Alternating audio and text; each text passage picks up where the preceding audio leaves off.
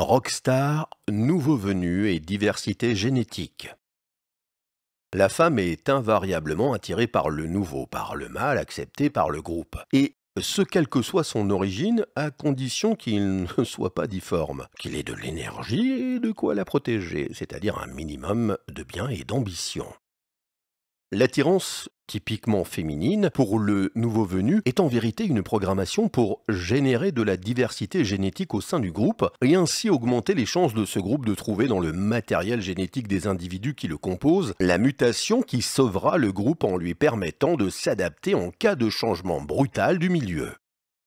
Pour les hommes qui ont un peu vécu et se sont intéressés au monde, il est fascinant d'observer quand nous rentrons dans un groupe humain, dans une fête de famille ou dans une école mixte pour les petits-enfants, que les petits garçons, malgré votre présence, continuent à jouer entre eux dans leur coin, mais que les petites filles viennent souvent vous observer et vous parler avec une grande curiosité.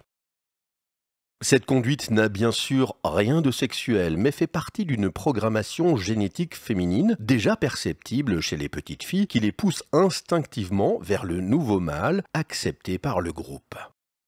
Cette programmation s'avérera plus tard, quand elles seront femmes, un avantage certain pour le groupe, car en étant poussées vers le nouveau venu, accepté socialement et en s'y unissant, elles feront rentrer dans la communauté de la diversité génétique masculine, donc des mutations supplémentaires permettant au groupe d'augmenter ses chances de s'adapter en cas de changement de milieu.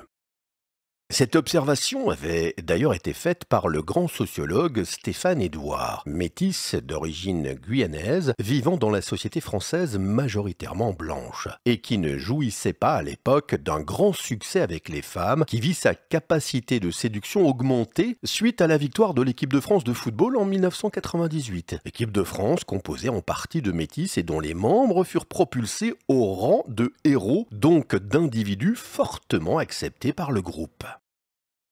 Les femmes, après la Coupe du Monde, influencées par les médias audiovisuels qui leur montraient la gloire des vainqueurs, dont certains étaient des métis, intégrèrent dans leurs inconscients le métis comme le nouvel homme accepté par le groupe. Et par cela, elles furent attirées bien plus souvent par tous les métis qui ressemblaient de plus ou moins loin aux nouveaux héros du foot français. Si les femmes sont génétiquement attirées par le nouvel homme intégré au groupe, le nouvel homme intégré au groupe est par contre en général un phénomène rarissime, ce qui donne encore plus de valeur à cet apport génétique exogène. En effet, l'étranger mâle arrivant dans une communauté a de fortes chances de se faire rejeter s'il n'apporte pas un savoir-faire particulier utile au groupe, ou une puissance énergétique ou financière facilitant son intégration et lui permettant d'acheter des alliances et de se faire des amis. De plus, l'étranger masculin est obligatoirement perçu par les autres hommes du groupe comme une concurrence leur prenant une partie de leurs ressources, mais aussi une concurrence sexuelle dans la lutte pour l'accès aux femmes. Alors que les femmes arrivant dans un groupe sont quant à elles, si elles sont encore jeunes et correctement conformées, toujours acceptées, car inconsciemment considérées par les hommes comme des matrices à prendre, augmentant pour les hommes leur chance de transmettre la vie et leurs gènes.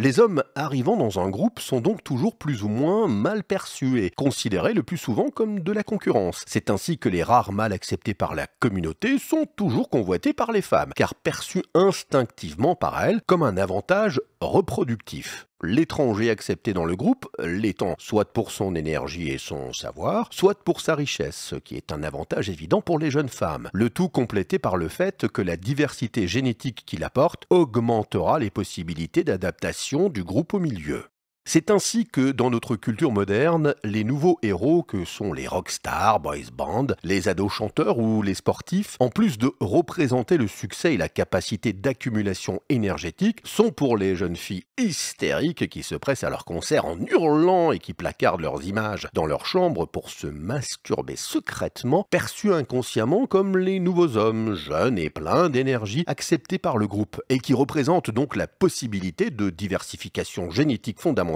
au groupe pour mieux s'adapter aux variations du milieu.